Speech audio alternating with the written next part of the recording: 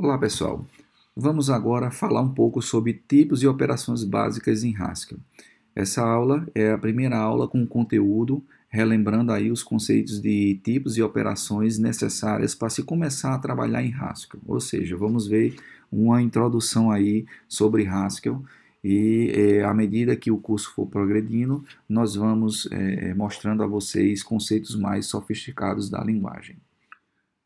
Vamos começar pelos tipos mais básicos que temos disponíveis em Haskell. Tipos numéricos, que podem ser inteiros e flutuantes, caracteres que são informados entre aspas simples, tá? Aqui está um exemplo de erro de como você informa, porque aqui nós temos uma cadeia de caracteres ou então uma string que não deve ser entre aspas simples. Aspas simples é só para um caractere. A string, que é uma cadeia de caracteres, tem que ser informada entre aspas duplas. Tipo booleano, true ou false, começando com maiúsculo e não com minúsculo. Tá? E o tipo de lista, que é um tipo especial de Haskell que nós vamos ver com mais profundidade. Que nada mais é do que uma coleção de elementos de um mesmo tipo, uma coleção homogênea de elementos. Tá? Então aqui está um exemplo, uma lista vazia, uma lista com dois inteiros, uma lista com caracteres, que aqui na realidade é uma outra representação para uma string. Uma string é vista como uma lista de caracteres. Então, nesse exemplo daqui, nós temos uma lista de números e um caractere. Não são dados homogêneos. Então, isso daqui nós temos um erro em Haskell. Não é possível em Haskell. Tá? Temos também os tipos de tuplas, certo? Que são estruturas de dados envolvidas entre parênteses. Tá? Mesmo conceito da tupla matemática. Tá? A tupla vazia, a tupla com dois números, tupla com dois caracteres, uma tupla que contém um caractere e um número.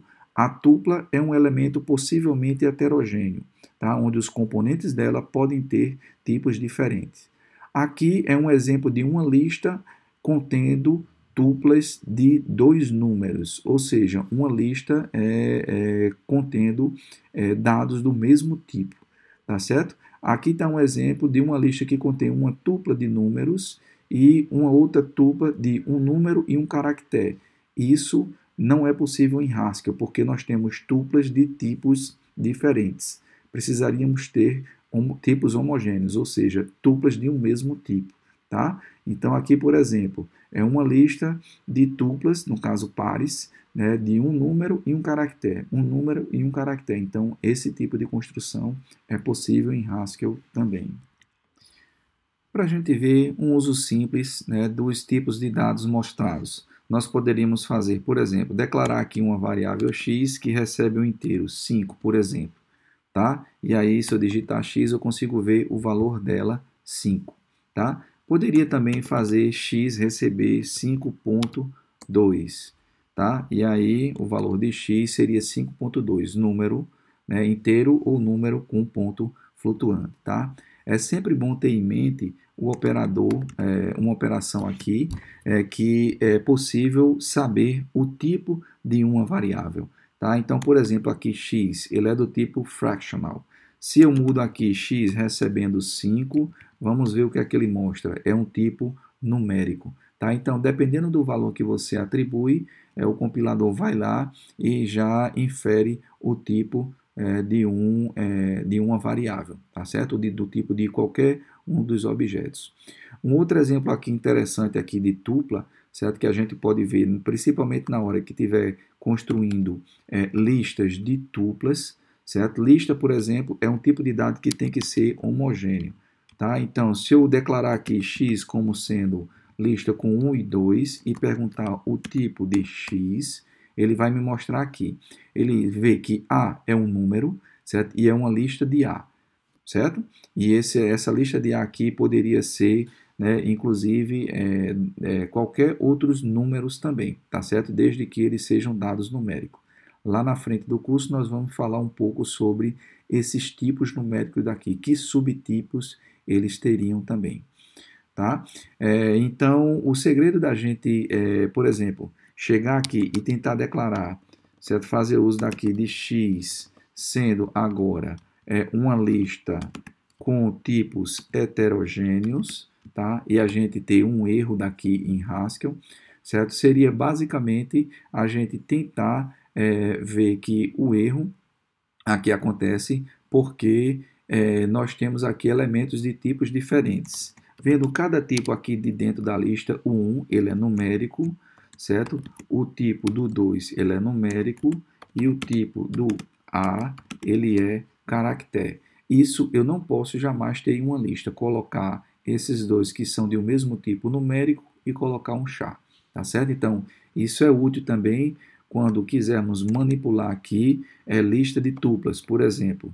Vamos supor que x eu queira declarar como sendo uma lista de tuplas 1, 2, certo? São tuplas numéricas também, 3, 4, 5, certo? O esperado disso daqui é que eu tenho uma tupla, certo? E tenho outra tupla de números. Se eu tento guardar essa variável com esse valor, ele vai dar um erro, tá certo? Então, o que é que eu faço?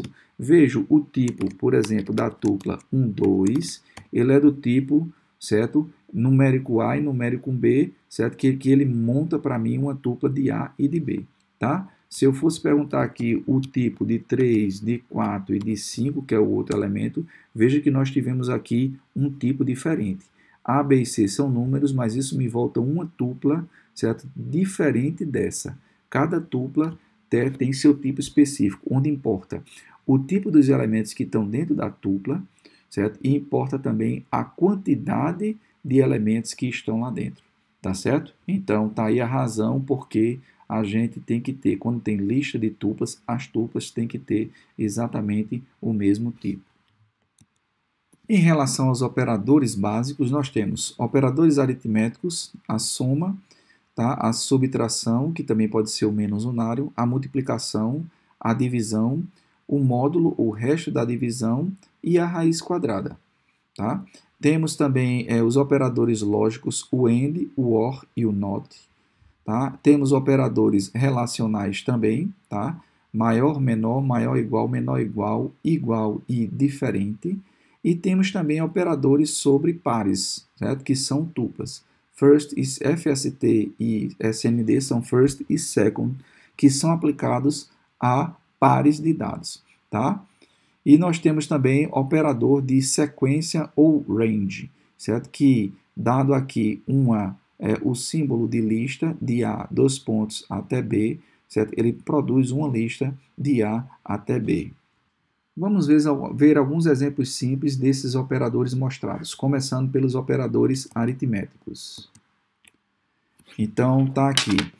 O primeiro, os operadores aritméticos normais, tá? Vamos declarar aqui o x como sendo 5 mais 3, tá? Usamos aqui o tipo de x, o tipo de x vai ser um tipo numérico, tá? Poderíamos também ter x com o sinal de menos, certo? O valor da variável x é 2 e o tipo dela continua sendo numérico também, tá? Se a gente colocasse aqui x recebendo menos 8, certo? Também seria sendo o tipo numérico e o valor de x seria menos 8. Tá? Poderíamos ter também aqui x como sendo o resultado da operação de 5 dividido por 3, tá? E aí o valor de x seria, ele já faz o cálculo, tá? E já deu o número fracional, tá? E aqui o tipo de x, ele já inferiu que seria um número de ponto flutuante, tá? Um número fracional, decimal, ok? E poderíamos ter também x como sendo multiplicação, tá certo? Aqui seria o 15 inteiro e o tipo dele seria ajustado também, o tipo inferido, tá? E temos também o operador que poderia ser o resto da divisão, certo? Quando o resto da divisão ele é implementado por uma função, que aqui x seria a função, o resto da divisão de 5 por 3, que no caso seria 2, tá? Então, aqui se a gente for ver o valor de x é 2, o tipo dele continua sendo agora integral, ele mudou, que é um tipo de inteiro também, tá certo? A gente vai falar um pouco mais sobre isso mais adiante no curso. Mas eu também teria uma forma diferente de usar esse operador de mod. É uma função, tá certo? Que a gente coloca o nome da função e os argumentos depois. Mas eu poderia fazer 5, tá certo? E usar aqui a função mod 3. Quando a gente quer usar a função, certo? De forma infixa, que ela está no meio dos operandos, tá? A gente precisa desses caracteres aqui especiais. E aí ele faz o mesmo cálculo e aí nós temos o x igual a 2. Por fim, a última função, nós poderíamos fazer x ser S que a raiz quadrada de 16, por exemplo. Tá? Raiz quadrada de 16. E aí temos aí o valor de x, 4. Se formos ver o tipo de x aqui que ele já inferiu, é de ponto flutuante, que também é uma outra forma de representar números decimais. Já em relação aos operadores lógicos, nós poderemos ver o tipo de cada um desses operadores, certo? Por exemplo, o AND, certo? Um operador lógico, quando a gente precisa ver o tipo dele, nós precisamos envolver ele, certo? Entre parêntese aqui, tá? E aqui nós temos também o do OR, certo? E aqui, no caso, como não é um operador, é uma função, o tipo do NOT, tá certo? Vejam que ele trabalha com o tipo Boolean. Então, para usar esses operadores, nós precisamos sempre forçar true, certo?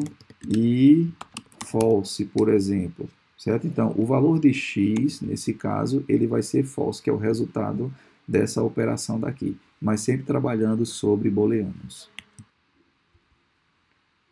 Já nos operadores relacionais, por exemplo, menor ou igual, trabalhando, como é operador, nós precisamos envolver para ver o tipo dele, certo? Ele recebe um A, certo? Recebe um A, recebe outro A e retorna um bool, tá? Onde esse A daqui tem a propriedade de ser ordenável, comparável, tá? Então, todos os operadores relacionais, eles requerem isso daí.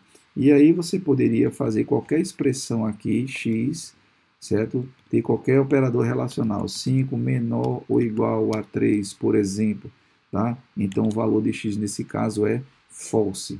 Ele avaliou aqui essa expressão e voltou um resultado como sendo bool, tá? Poderíamos ver também x, vamos ver o resultado da avaliação de x sendo diferente, certo? De 5. 5 é diferente de 3, ele vai me dar true aqui. Já nos operadores sobre pares, certo? Nós temos aqui a função FST, que recebe um par de A e B e retorna um cara que é do tipo A. E a função second, ele retorna a função que é do tipo um cara que é do tipo B. Tá? Então, o first de um par que eu tenho que passar como parâmetro, por exemplo, 1, 2, ele vai me retornar o 1, certo? E o SND, certo? O SND, certo? Ele vai me retornar 2. E para mostrar aqui o uso do operador de range ou criação de sequência, tá? Nós temos aqui o 1, de 1 até 10, por exemplo. Ele vai lá e me dá uma lista de 1 até 10. Ele expande a lista automaticamente. Esse tipo de operador é muito útil aí em funções e manipulação de listas dentro do mundo de Haskell.